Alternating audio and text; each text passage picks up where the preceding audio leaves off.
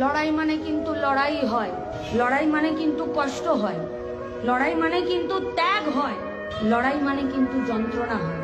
হ্যাঁ, লড়াই মানে নেশাও হয়, লড়াই মানে অহংকারও হয়, লড়াই মানে গর্ববোধও হয়। কিন্তু প্রথমে কষ্ট, যন্ত্রণা, ত্যাগ, তারপরে অহংকার, গর্ববোধ আর আমাদের নেশা হয়।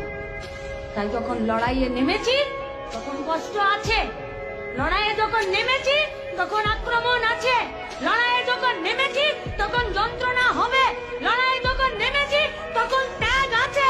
আর এই আক্রমণ, এই ত্যাগ, এই জ্বালা, এই যন্ত্রণা, এই কষ্টকে ওভারকাম করে যখন এগোতে পারবো তখন আমার অহংকার আছে, তখন আমার গর্ববোধ আছে, তখন আমার নেশা আছে।